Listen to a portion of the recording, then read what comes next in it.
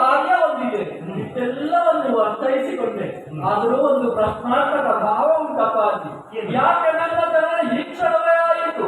ಈಗ ನನ್ನಿಂದ ಏನಾಗಬೇಕು?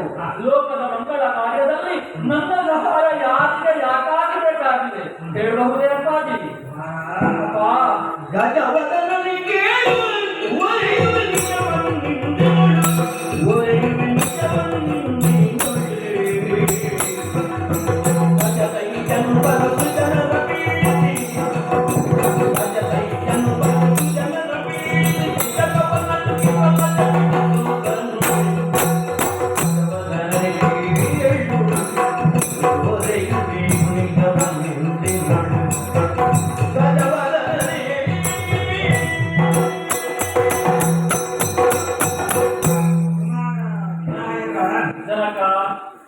ನಿನ್ನ ಸೃಷ್ಟಿಯಾಗುವುದಕ್ಕೆ ಕಾರಣ ಎಂಬುದಾಗಿ ತಿಳಿಸಲೇಬೇಕಾಗುತ್ತದೆ. ಅದಕ್ಕಿಂತ ಮೊದಲಾಗಿ ತಾಯಿಯಾದಂತಹ ಪಾರ್ವತಿಯು ನಿನ್ನನ್ನು ಎತ್ತಿ ನಾನೊಮ್ಮೆ ಉಭಯ ಕರಗಳಿಂದ ನಿನ್ನ ಮೈಗಾಡುತ್ತೇನೆ. ಆವಾಗ ನಿನ್ನ ಹಸಿವಾಗುತ್ತದೆ, ನಿನ್ನ ಮೈಯಲ್ಲಿ ಹೊಸ ಚೈತನ್ಯ ಉಂಟಾಗುತ್ತದೆ. ಆ ಚೈತನ್ಯದಿಂದಲೇ ದುಷ್ಟ ದಮನಕ್ಕೆ ಸಾಧ್ಯವಾಗುತ್ತದೆ. ಇದೊಂದು ನೆನಪಿನಲ್ಲಿ ಇಟ್ಟುಕೋ. ಒಂದು ವಿಚಾರವನ್ನು ಹೇಳಬೇಕಾಗ್ತದೆ. ಏನಪ್ಪ? ಎಷ್ಟು ಚಿಕ್ಕ ಶಿಶುವಾದರೂ ಅದರ ಪರಿಮಿತಿಗಿಂತ ದೊಡ್ಡದಾದಂತಹ ಹೊಟ್ಟೆ ನಿನ್ನ. ಹೌದು. ಯಾಕೆ ಬಲ್ಲೆಯ? ಯಾಕಪ್ಪ? ಮನುಷ್ಯರು ಮೃತ್ಯುಲೋಕದಲ್ಲಿ ತಿಳಿಯದೋ ತಿಳಿಯದೇನೋ ತಪ್ಪನ್ನು ಮಾಡುತ್ತಾರೆ. ಅದು ಪ್ರಮಾದವೆಂಬುದಾಗಿ ಭಾವಿಸಬೇಕಾದ ಮುನಿ ಪ್ರಮಾದವೆಂಬುದಾಗಿ ಭಕ್ತರ ಆ ತಪ್ಪನ್ನು ಮನ್ನಿಸಿ ಉದರದಲ್ಲಿ ಇರಿಸಬೇಕು. ಅವರಿಗೆ ಪ್ರಮಾದವೆಂದಾದಂತಹ ಆ ತಪ್ಪಿಗೆ ಯಾವ ಶಿಕ್ಷೆಯನ್ನು ಕೊಡಬಾರದು. ಮಧ್ಯಲೋಕದಲ್ಲಿರುವವರು ತಪ್ಪನ್ನು ಎಸಗಿದರೆ ಅದು ಅಪರಾಧ ಅಂತ ನಾವು ಆಗಲಪ್ಪ. ಇನ್ನೊಂದು ವಿಚಾರ, ನಿನ್ನ ಹಸಿವಳಗುವುದಕ್ಕಾಗಿ ನಿನ್ನ ಭಕ್ತರು ನಿನಗೆ ಮೋದಕವನ್ನು ಸಂತೋಷದಿಂದ ಸ್ವೀಕರಿಸಬೇಕು. ಇನ್ನೂ ಒಂದು ವಿಚಾರ, ಒಬ್ಬೊಬ್ಬ ಭಕ್ತರು ಗಳಿಕೆ ಹುಲ್ಲನ್ನು ನಿನಗೆ ತಂದುಕೊಡ್ತಾರೆ. ಯಾಕೆ? ಮೋದಕವನ್ನು ಕೊಡುವುದು ನಿನ್ನ ಶರೀರ ಅಂತ ಮನುಷ್ಯನಾದ ಕಾರಣ, ಗಳಿಕೆಯನ್ನು ತಂದುಕೊಡುವುದು ನಿನ್ನ ಮುಖ ಪ್ರಾಣಿಯಾದ ಕಾರಣ.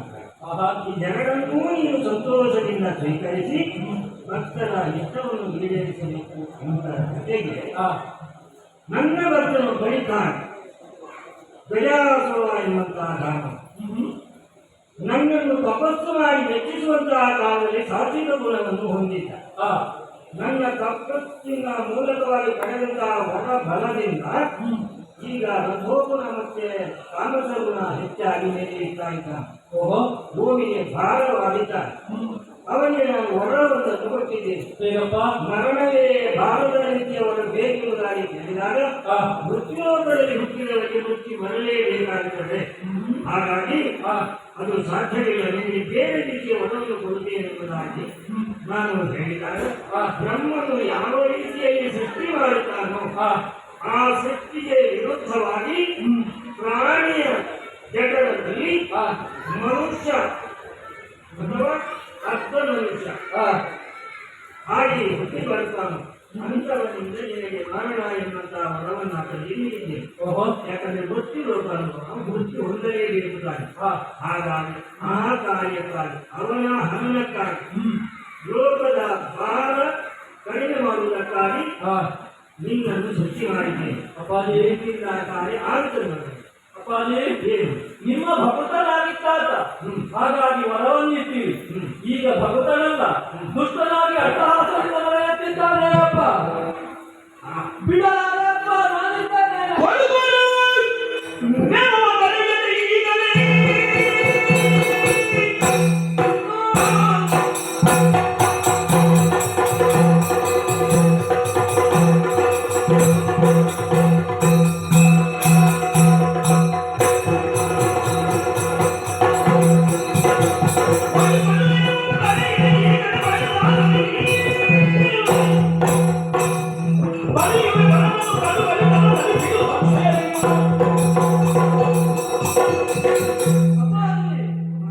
ಶಿವಭಕ್ತ ಇರುವಾಗ ಹಾಗಿಲ್ಲ. ದುಷ್ಟನಾಗಿ ಅಟ್ಟಹಾಸದಿಂದ ಮೆರೆಯುತ್ತಿದ್ದಾನೆ. ಭಕ್ತರೆಲ್ಲರಿಗೂ ಕಡು ಕಷ್ಟವನ್ನೇ ಉಂಟು ಮಾಡುತ್ತಿದ್ದಾನೆ. ಹೊರೆಯ ಭಾರವನ್ನು ಒಡೆಯುವುದಕ್ಕಾಗಿ ಆತನನ್ನು ಈ ಲೋಕದಿಂದ ಹೊರತರಬೇಕು. ಯಮನಾಲಯಕ್ಕೆ ಆತನನ್ನು ಅಟ್ಟಬೇಕು ಅಂತಾದ್ರೆ ಯೋಚಿಸಬೇಕಾದಿಲ್ಲ, ಒಬ್ಬ ಯೋಚಿಸಬೇಕಾದಿಲ್ಲ. ಕೊಡು ನನಗೊಂದು ಆಜ್ಞೆ, ಈ ಕ್ಷಣವೇ ಅವನಿಗೆ ನಾನು ತರಳುತ್ತೇನೆ. ಅವನ ಜೊತೆಯಲ್ಲಿ ಎಷ್ಟು ಮಂದಿಗಳಿದ್ದಾರೋ ಅವರೆಲ್ಲರನ್ನು ಕಡೆ ದಿಕ್ಕಿನ ಒಡೆಯನಾಗಿರುವುದನ್ನ ಅಪ್ಪಣೆಯ ಮುಖಾಂತರವೇ ನಡುಗುವಂತ ಕೊಡು ಅಪ್ಪಣೆ, ಕೊಡು ಅಪ್ಪ. ಮತ್ತೆ ಕನಸಗಳಿಗೆ ನೀವು ನಾಯಕರಾಯಿತು. ಅವರೆಲ್ಲರನ್ನು ಕೂಡಿಕೊಂಡು ಹೊರಟು ಸೋಲಿತಾಪರವನ್ನು ಸೇರಿ ದುಷ್ಟನನ್ನು ಮರ್ದಿಸಿ ಒಳ್ಳೆಯ ವಾರ್ತೆಯನ್ನು ತಂದು ಒಪ್ಪಿಸಬೇಕು ಮಗನೇ. ಹಾಗಾಗಿ ಒಳ್ಳೆಯ ಧನವನ್ನಿಟ್ಟು ಕಳಿಸಿದ್ದೇನೆ. ತಾಯಿಗೆ ಮನೆಗೂ ಹೊರಡು ಸುಲಭವಾಗಿ ಅಪ್ಪ ಜನಕ ಗಣನೆಯನ್ನು ಈವರೆಗೂ ಮಾಡಿದ್ದೇನೆ. ಅಮ್ಮ ಶುಭವಾಗುವಂತೆ ಹರಸಿ ಹೋಗಿ ಬರುತ್ತೇನೆ. ಹೋಗಿ ಬರುತ್ತೇನೆ.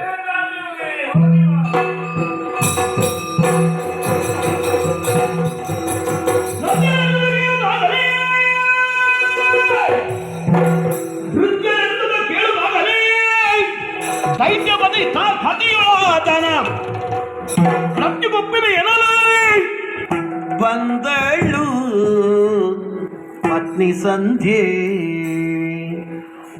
ಒಪ್ಪಿದ ಬಂದಳು ಪತ್ನಿ ಸಂಧ್ಯೆ, ಕೇಳುತ್ತಾಗಲೇ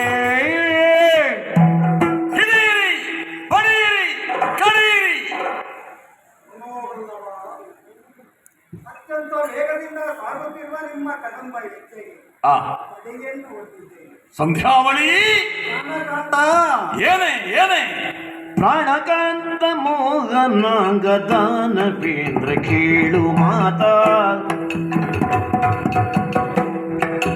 ಏನು ಕಥೆಯನಂದು ಹೊರಟ ತಾಣವೆಲ್ಲಿಗೆ, ಏನು ಕಥೆಯನಂದು ಹೊರಟ ತಾಣವೆಲ್ಲಿಗೆ, ಪ್ರಾಣಕಾಂತ ಮೋಹನಾಂಗ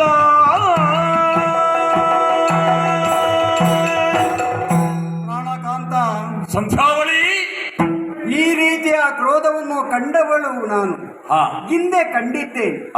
ಹಿರೇಳು ಲೋಕವನ್ನು ತನ್ನದಾಗಿಸಿಕೊಳ್ಳಬೇಕೆ ಎನ್ನುವ ಹಂಬಲ ಇದ್ದ ಕಾಲದಲ್ಲಿ ಪ್ರತಿಯೊಬ್ಬರನ್ನು ಸಮರಾಂಗಣದಲ್ಲಿ ಸೋಲಿಸಿ ವಿಜಯವನಿತೆಯನ್ನು ತನ್ನದಾಗಿಸಿಕೊಂಡ ತದಬಳಿಗೆ ಕ್ರೋಧ ಶಾಂತ ಚಿತ್ತಕ್ಕೆ ಬಂದದ್ದು. ಎಲ್ಲರೂ ನಿಮ್ಮ ಆಜ್ಞೆಯನ್ನು ಒಪ್ಪಿ ನಡೆಯುವ ಕಾಲಕ್ಕೆ ಮತ್ತೊಂದು ಬಾರಿ ಕ್ರೋಧ ಬರುವುದಕ್ಕೆ ಇಲ್ಲವಲ್ಲ. ಆದ್ರೂ ಈಗ ಕ್ರೋಧ ಬಂದಿದೆ. ಪ್ರಳಯ ಭೈರವನಂತೆ ಮುಂದುವರಿಯುತ್ತಾ ಇದ್ದೀರಿ. ಸಮರ ಕೈ ಎನ್ನುವುದು ಸ್ಪಷ್ಟವಾಗಿ ನನಗೆ ಅರ್ಥವಾಗುತ್ತಾ ಉಂಟು. ಮನೋವಲ್ಲವ ಅಂತರಂಗದಲ್ಲಿ ಮೂಡಿದ ಭಾವನೆಗೆ ಉತ್ತರಿಸಬಹುದೇ? ಎತ್ತ ಪ್ರಯಾಣ ನಿಮ್ಮದು?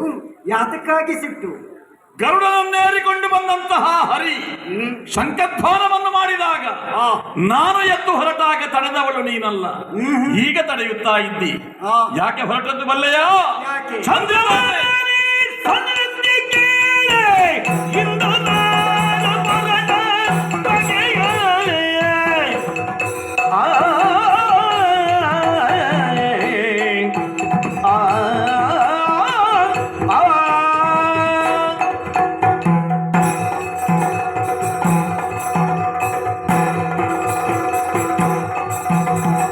ಚಂದ್ರವದನೆ ಸಂಧ್ಯೆ ಕೇಳಿ ಇಂದು ನಾನು ಹೊರಟ ಬಗೆಯ